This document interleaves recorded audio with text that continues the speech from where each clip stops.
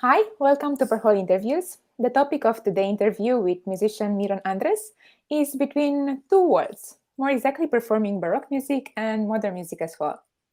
Thank you very much for accepting to be part of the interview. I'm very happy that you are today here. My pleasure for having me. Thank you. Thank you.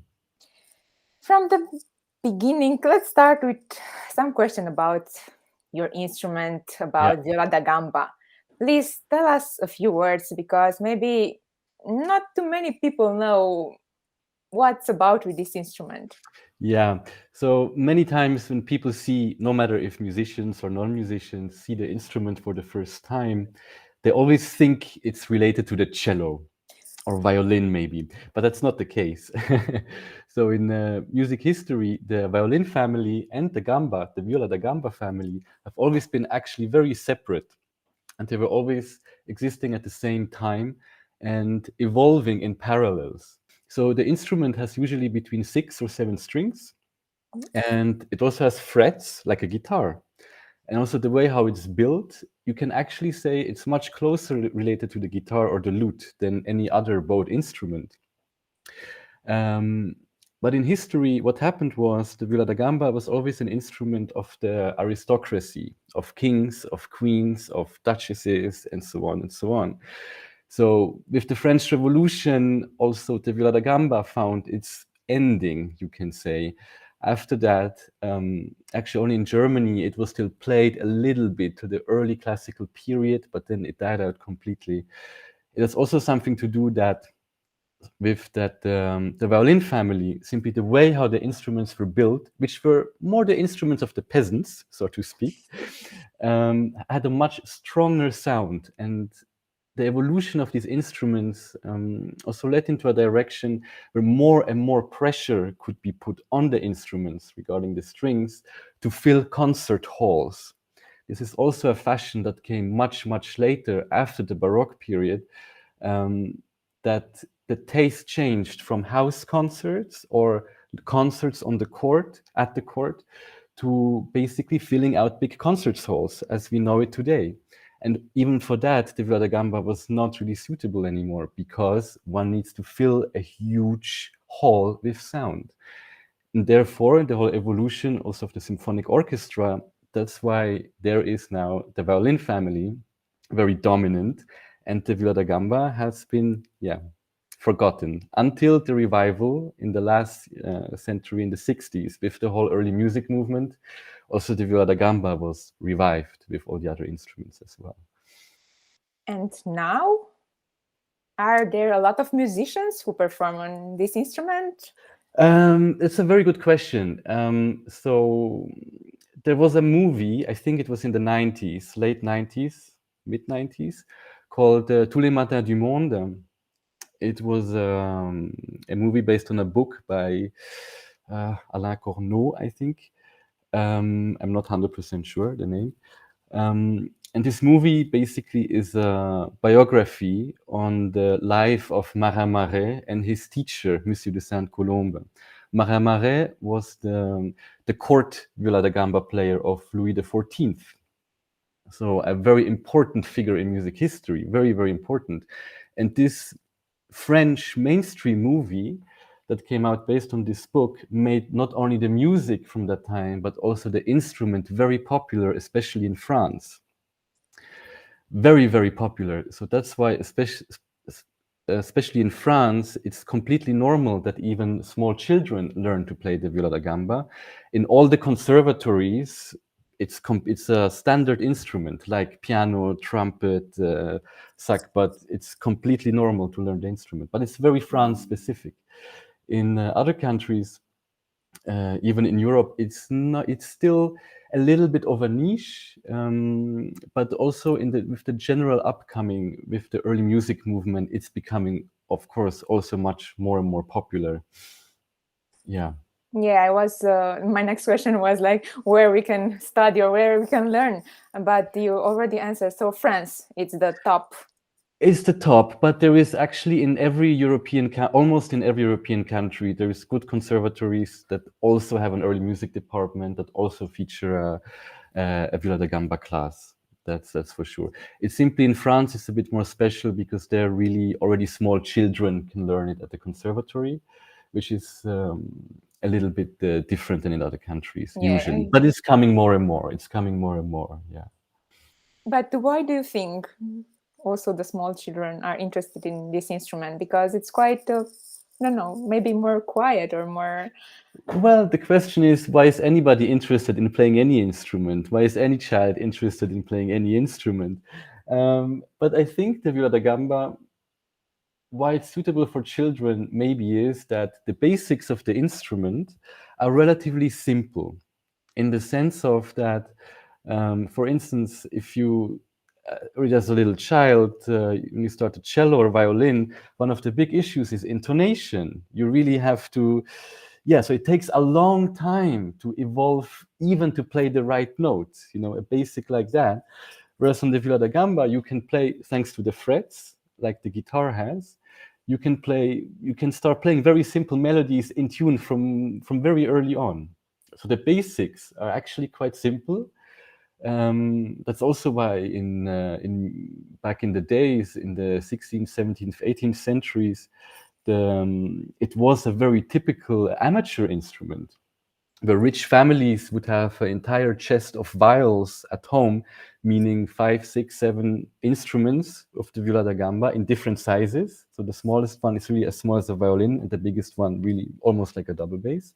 And they would play after dinner. They would play music together, and it was just very common.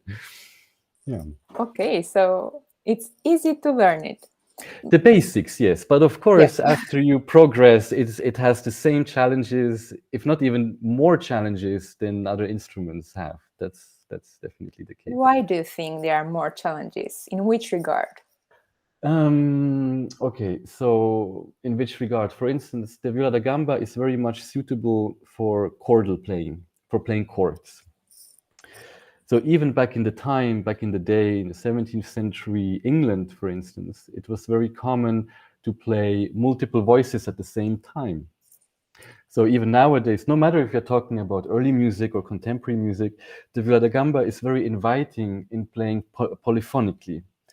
So playing 2, 3, or even 4 voices at the same time, where one has to develop a very agile technique of the left hand, like a guitar player, basically. Of course, also violinists and cellists play chords, but it is something more of a specialty. It's something more special. I mean, it's an effect. You do that, and of course, there is pieces that are based heavily on that.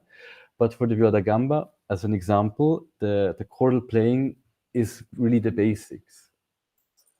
And is this instrument affordable? How much does it cost? Oh, it depends. If you go to a good, the other thing is, okay, that's a good question actually, because first of all, there is only very few instruments actually survived in general. So it's almost impossible to find an original viola da gamba from the 17th, 18th century. This is one thing.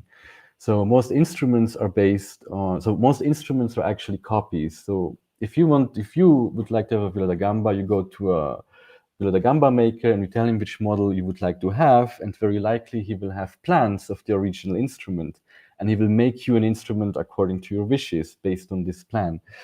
And this can range between 9,000 and 20,000 euros to have a newly instrument built. Then it depends also on all the decorations and so on, but this is another. Yeah, more advanced level. Yeah. And regarding the repertoire, how much repertoire is written, is composed for this instrument? Oh, a lot. Let me think. 13, 16, 17, 18.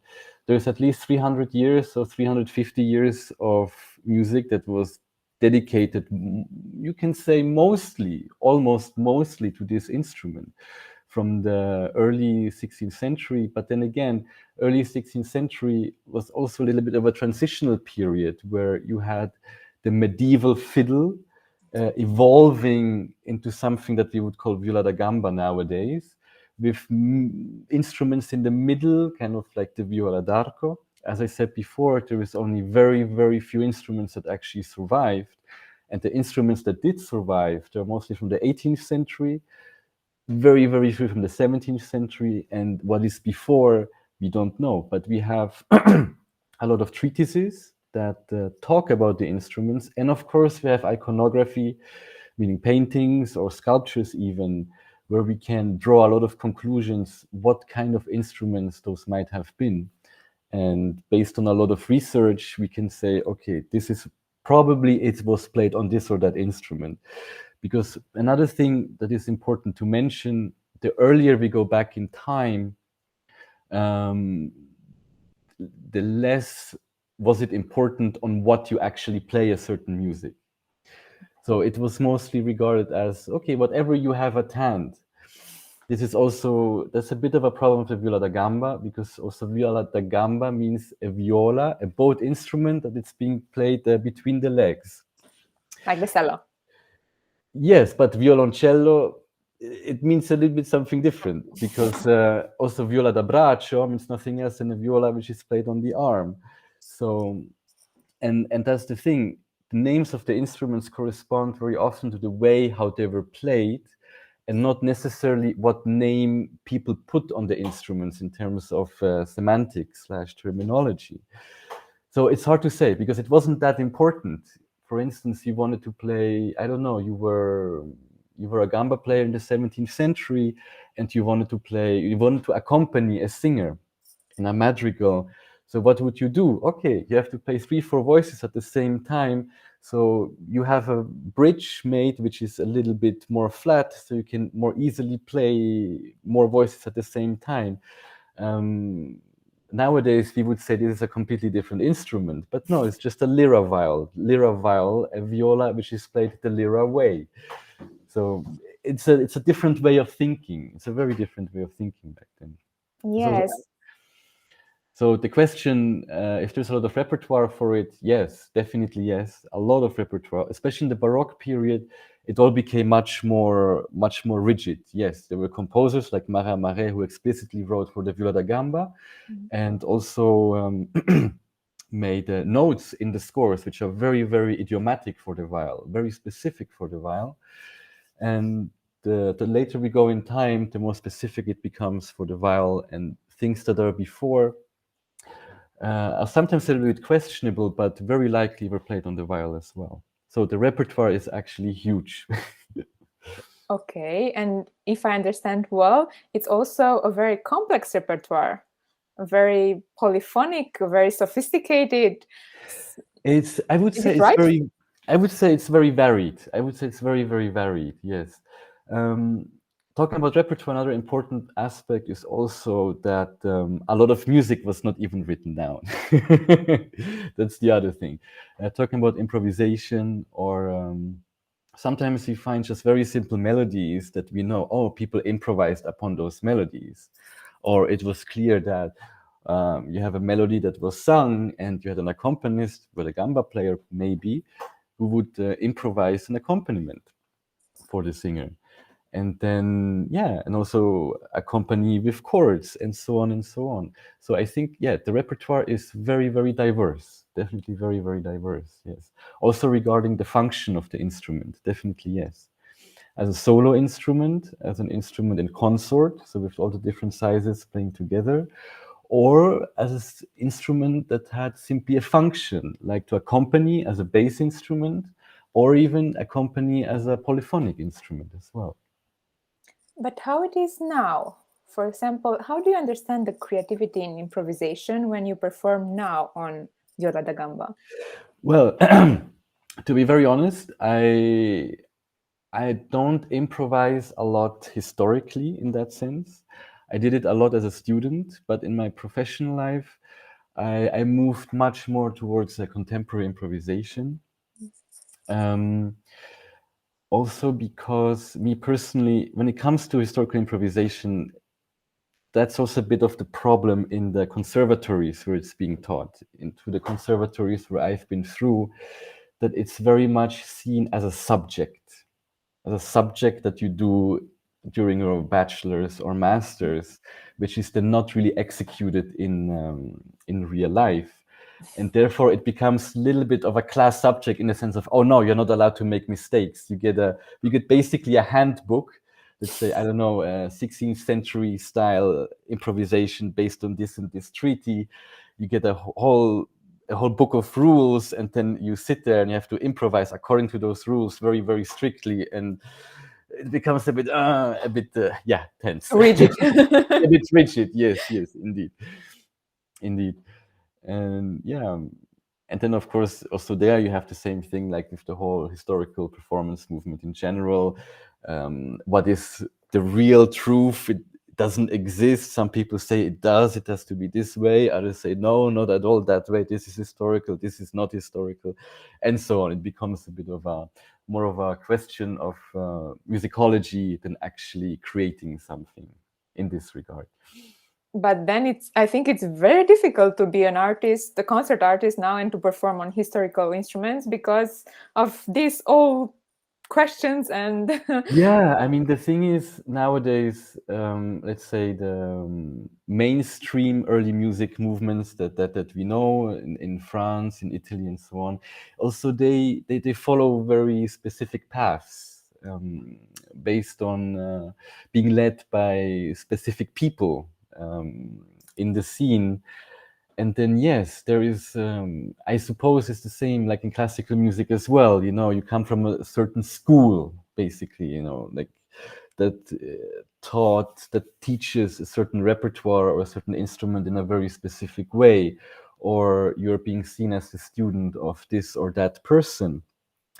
And this is happening also in the early music world as well. Because back in the day when it was revived, people were obviously they were coming from modern instruments, but they thought, no, we want to play the music on instruments that it was intended to, in the way that we might, through reading as well, we might rediscover how it was played on the right instruments.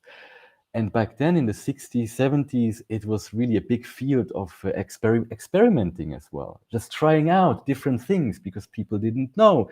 They were reading, they were doing a lot of research and going in all kinds of different directions and trying things out. And nowadays it is becoming more and more a little bit of a rigid classical music world direction. yeah, it's a bit maybe too standardized, or this kind of exploration doesn't exist, or we are not so allowed to do it, Exactly. That's the thing. Yes, yes. unfortunately. Unfortunately, yes, indeed.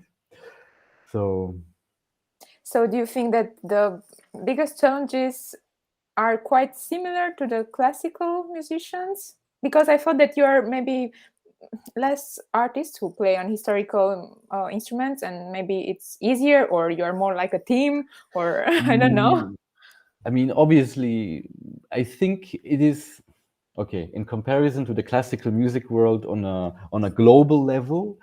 Early music is probably still to be seen rather as a niche with its own market and its own audience, which is expanding more and more. Of course, there's countries where it's a bit different, where it's much more prominent. But yes, I have the feeling it is moving more and more into this direction. Also, what you can see with competitions, it's a very, very good example. You have more and more competitions popping up for early music, more and more, like in the classical music world. This was, yeah, which is a very modern way of thinking, oh, music is something that you have to compete with others, that wasn't the case in early music. This is rather a new movement to, yeah.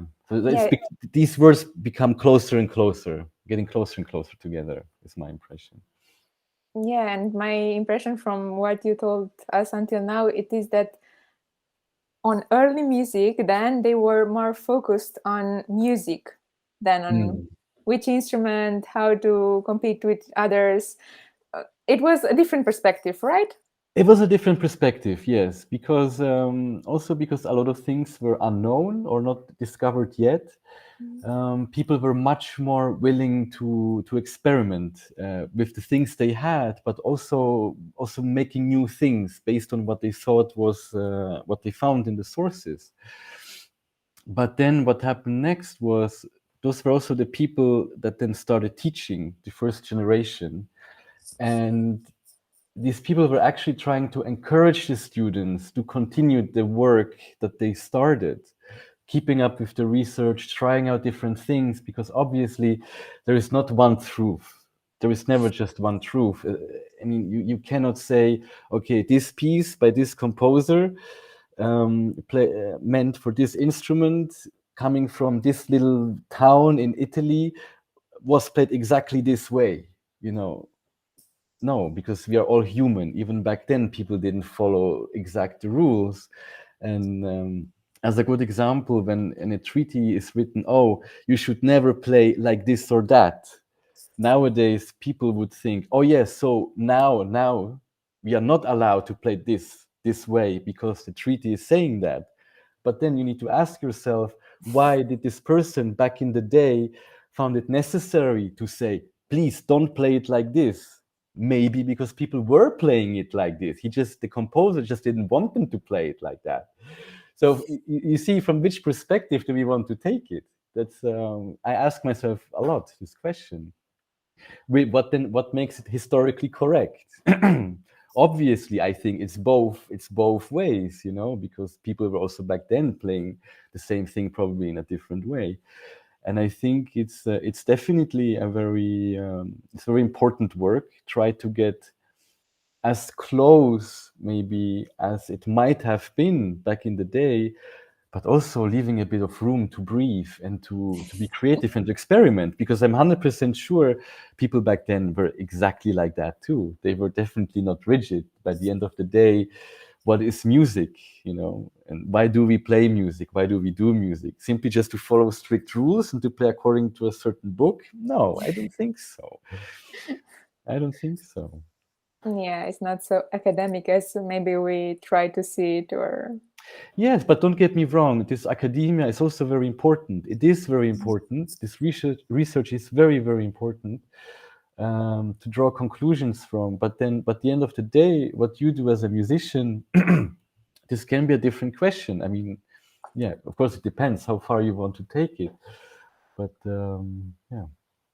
and also I can see that it's very challenging for you as a musician who perform on historical instruments to be very aware and open-minded with this curiosity every time to ask yourself how it was, or Exactly. You mentioned a very important word, curiosity. That's the Mm. thing. Curiosity, that's very, very important. And my impression is this curiosity, the more generations come out of in the early music, there is less and less curiosity, which I find a bit of a shame, because then things are not being approached with the curiosity of maybe finding something else, but the music is being approached more and more just to reproduce something that has already been. As an example, Bach's cello suites. There is, I don't know how many recordings come out every year, you know, by baroque cellists and by modern cellists. And I'm like, really, why? And then you listen to them. I mean, I stopped listening to them, um, because they're basically all the same. Okay, once in a while you find a gem, and it's like, wow, okay, really, somebody really spent a lot of time with the music, and wow, it really moves you. And but a lot of these are just reproductions of being passed on by teacher to student, student to teacher, and so on and so on. So it's a bit, yeah, this curiosity is going a little bit missing, is my impression, which is a shame. Yeah, it is. You also mentioned that the public is expanding nowadays. Yeah. How is their reaction when you perform on Viola da Gamba? It depends where I perform. Like when I perform in France, it's like the normest thing. It's nothing special, nothing special. Um, but in other countries, it has always been, yeah, people come to me after the concert and they want to know things. They're very curious. Sometimes they even want my contact because they want to learn it, or yeah, they are very curious. Yeah. So it's like a cultural reaction. Yes, it is indeed. Indeed. Culture is everywhere, and somehow it's Yes, putting us in a box somehow. yes, yes. And if we look a bit in the future, if you could make a forecast, what do you think the future would look for the artists who dedicate themselves to play on historical instruments? The future, yes, I think it's heading really more and more into a parallel world of the classical music scene.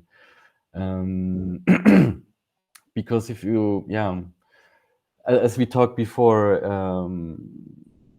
it's less and less about curiosity. It's more and more about following a strict path that you learned from the very beginning. And you see this also with, yeah, as I said before, with all these competitions. You see this with some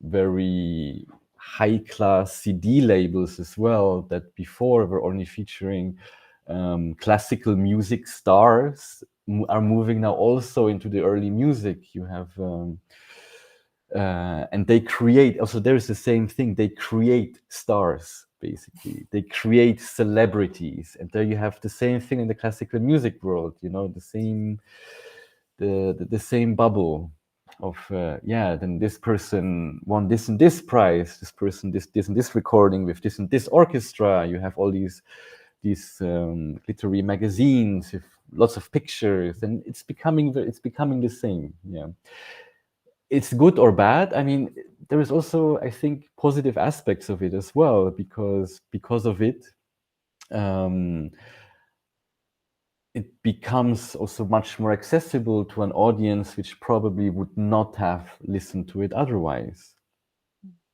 which is a good thing, of course. It is a very, very good thing. An audience that is used to, I don't know, listening to Tchaikovsky and Brahms, all of a sudden being confronted with, okay, the same orchestra, but with a recorder player as a soloist. Ah, okay. As an example, which happens a lot these days.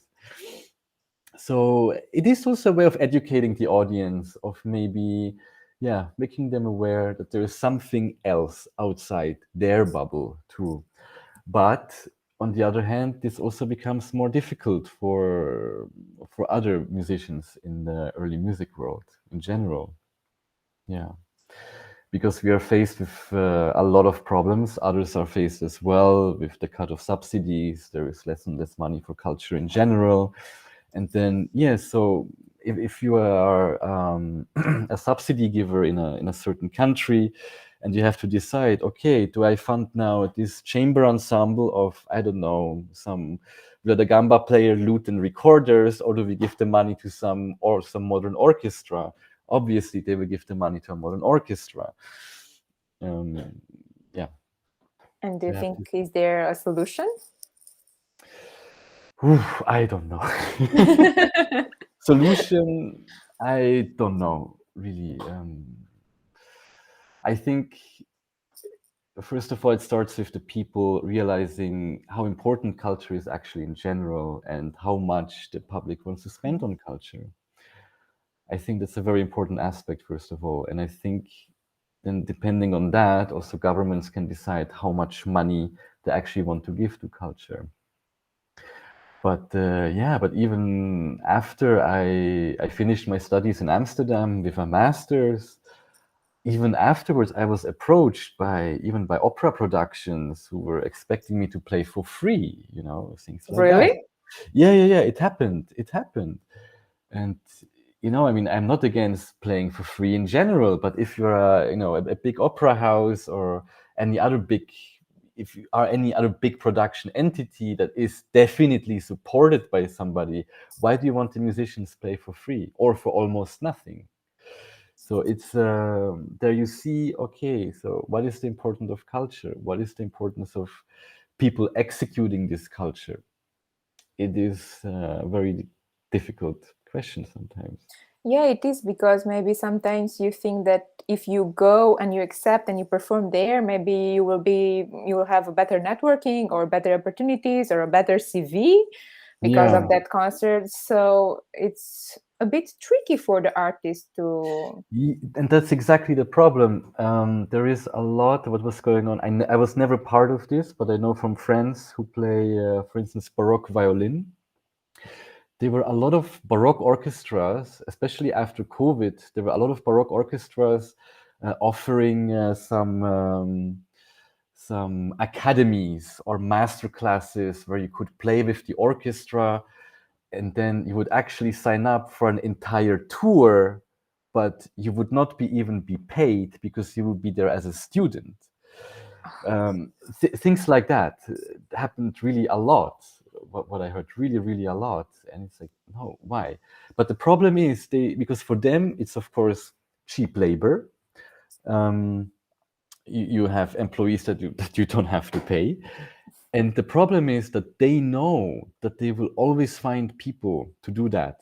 They know that it's not right. They know it's not the right thing to do, but they know they will always find people who will do that sort of thing, especially young musicians who do it because, yeah, then they can write it in their CV. That's the Yes. thing. And that's a big problem, not only by these orchestras, but also in general when it comes to concert venues. Some of them, they do it the same way.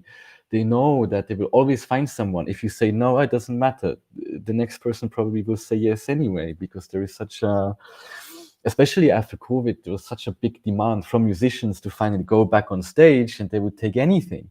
But it was already before quite a bit like this too. And yeah. Yeah, and maybe it's on the musician's role to have a position to say what they want or what their rights are, and to not, maybe to stop it somehow, or at least to decrease these cases to not happen so much.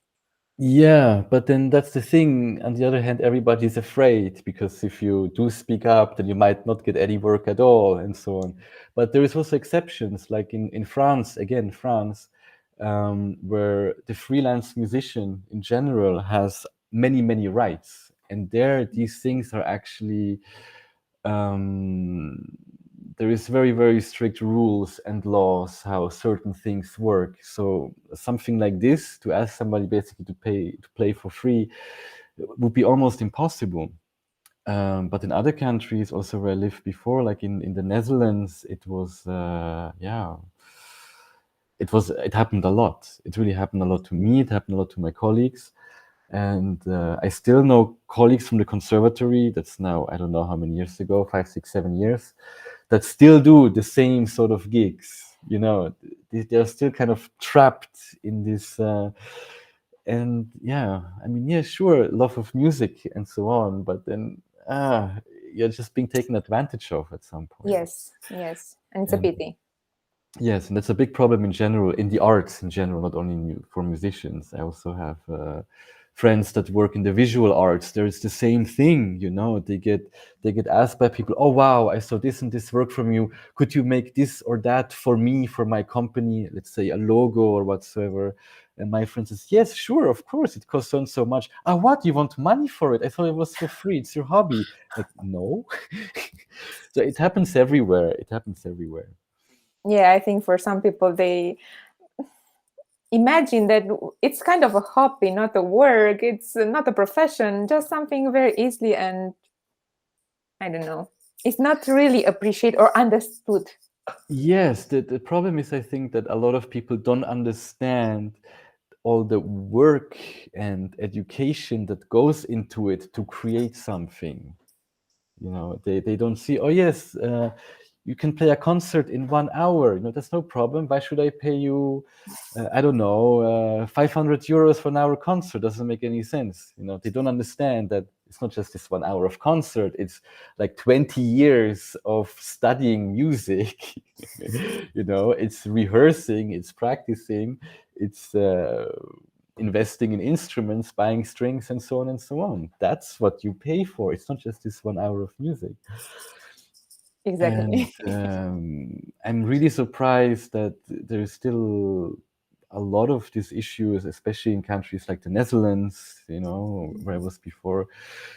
I mean, yeah, it's it happens a lot. it happens a lot. Yeah, unfortunately. Also, remaining a bit more in this pragmatic topic Mm. regarding music, what do you think an artist, a solo artist who performs on historical instruments can succeed, can have a solo career, or it's very related to ensemble? You cannot be alone.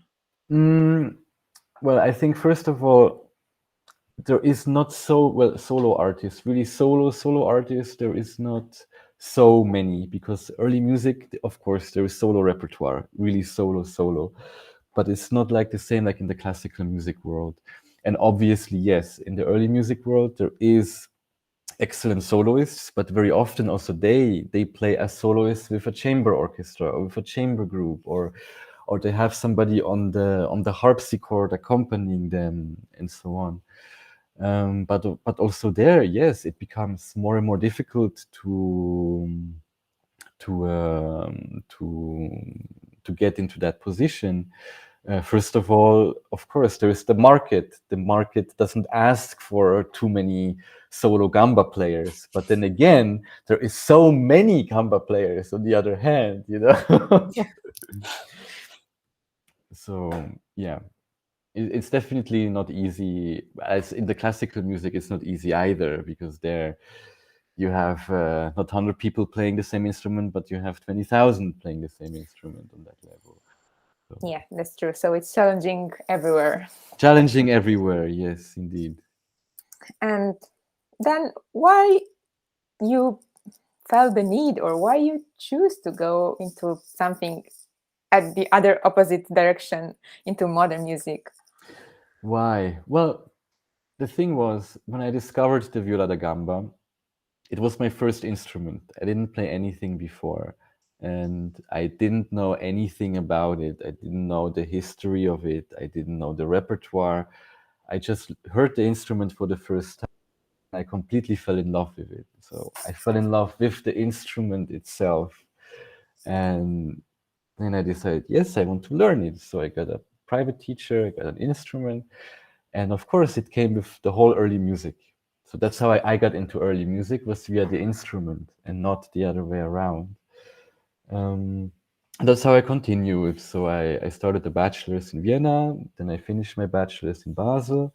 But during all of that time, I realized again that first of all, I was fascinated by the instrument, and the repertoire came second. I really loved the repertoire. Don't get me wrong; I really liked the repertoire too, but the instrument itself was the one I fell in love with. And then I started to search for new pieces, for modern pieces that were written for the instrument. And through that, I got to discover also extended techniques on the viol. Um, and I always improvised a lot. I always improvised a lot from the very beginning.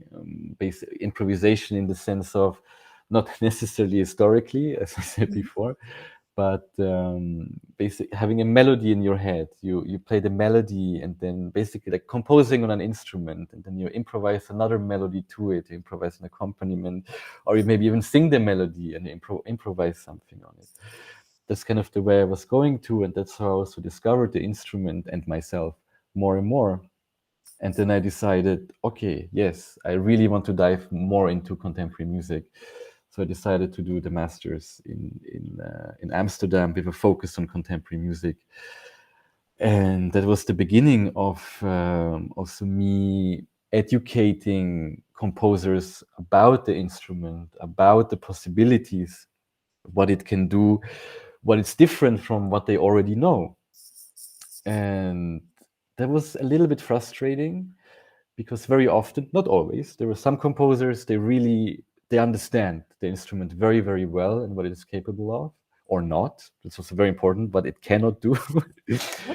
Uh, but very often I got pieces then that were basically written for cello. And like, no, I was explaining for an hour what makes it different from anything else, what are the possibilities, and then you get a piece and you're like, why?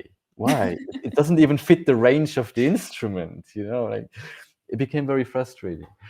And then luckily, for me, it was really luckily COVID came, and then I was just alone with nothing. And then I went back to improvisation. I went back to also composing music. only on the viol, with the viol, and because I had a colleague, I still have a colleague who plays analog synthesizers and does electronic music with the computer. That's also how I got into analog synthesizers and combining it together with the viol.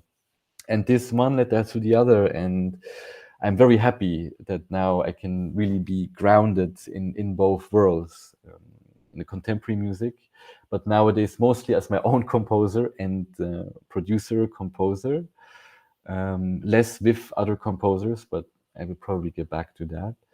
And in the early music, yes, But right. how do you manage it? Because they are very different. Is it really that different?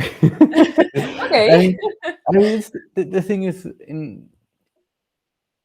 it's two different pairs of shoes, I would say. Especially in the early music, I always work with other people, like the concert that you saw, which was really a wonderful experience to play with this ensemble. This is very different workflow, a very different way of working than sitting in your studio and surveillanced by all your instruments and just sit there alone and just compose and play. You know, it's very, very different. So yeah, it's like apples and oranges. I like both. So And somehow, if I understand well, they are combining themselves. So it's a good exactly. balance. Then you have a fruit salad. Yes, you have fruit salad. Indeed, Which is very healthy. it is very healthy. Yes, very healthy. I think so too. That's very interesting. And I find it super nice that you can somehow also go back into history, back into time, but remain grounded or very updated into modern music, what's new, what's updated now. So that's super interesting. Yeah, for me, there is no. Yeah, maybe in the beginning it was more difficult, but then I realized how, especially working on contemporary repertoire, new repertoire, when I started, also really improved my technique, my technical capabilities in general. Because a lot of the pieces, they are, yeah, unfortunately, well, although those that were not musically very interesting, but were mostly gymnastics with your left and right hand, um, and not very nice to play, but also there I learned something. I always learn something. And even that I can then translate also to a different repertoire with, for instance, having a much more agile left hand on the fingerboard, feeling much more comfortable doing more complex things on the fingerboard in early music than it was before, because I went into this other extreme of pure gymnastics, which was very uncommon doing on the viol. So actually, it gives you a lot of opportunities. This instrument is viola da gamba. Yes, yes, and I also wish that that also other people realize that what this instrument can do in any context in early music, because also nowadays a lot of people in the classical music world, they don't take the viola da gamba serious because yeah, it's some toy cello or I don't know what. But no, even for the repertoire back then, it is a different world. Yes, one has to approach it very differently. But also the viola da gamba in contemporary music can open up completely different worlds that you don't hear otherwise. It doesn't sound like a cello. It doesn't sound like anything else. But also, when it comes to extended techniques, you can create sounds that nobody heard of before, coming from other bowed instruments. Yeah, is there like special effects? Basically, yes. I mean, already the fact that you have 7 strings made out of gut, plain gut, well, Okay. except the seventh, maybe, depends on your preferences. The chordal capabilities, and also the fact that the tension of the instrument is so much lower than on a modern cello, that the sonority is very, very different of what you can create with the bow and the string, no matter if you just play a tone very close to the bridge or if you use other toys like some metal screws, for instance, or plastic or any other materials. It simply can create very, very different sounds that are not comparable to a modern bowed instrument. That's super interesting, and also you need a lot of creativity to explore and try. Yes, and that's what I like very much about it. Yes, it's That's like very, very nice. it's a playground. Okay. At the end of our interview, what is your message? What message would you like to convey to the musicians, no matter if they are from historical part or they perform on historical instruments or they are performing modern music? What do you want to convey for them in 2023?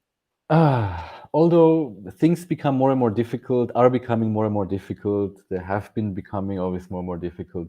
I still would say go for it.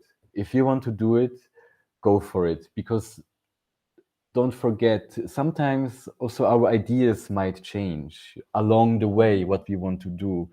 Like for me, when I started to play the viola gamba and I didn't know much, for me it was clear, yes, I want to become a professional gamba player, only early music, and so on and so on, at the very beginning. And then along the way, I learned other things and I found other niches for myself. I'm still a gamba player, I'm still what I wanted to be, but the ideas about it changed. So I think nowadays, if I would give somebody advice, let's say somebody wants to become a professional musician, no matter on what instrument, I would still say, yes, go for it, do it, but be open on your way. Along the way, just stay open, and you might find some other things that are not very conventional that you actually might really like and might even be good at it. And there you can find then your niche, your audience, your own way, because that's very important, I think, to find your own way, not to be too strictly fixated on a certain idea you have because you know something, you know someone, you want to do it like this or that, or be like this person. Just go for it, but stay open along your way. Yeah, it's That's kind of what I, flexibility of thinking. as well. Yes, yes, Mhm. indeed. That's amazing. Great conclusion for our interview. Thank you very much, Miron Andres. It was a pleasure to Thank have an you, interview with Julia. you.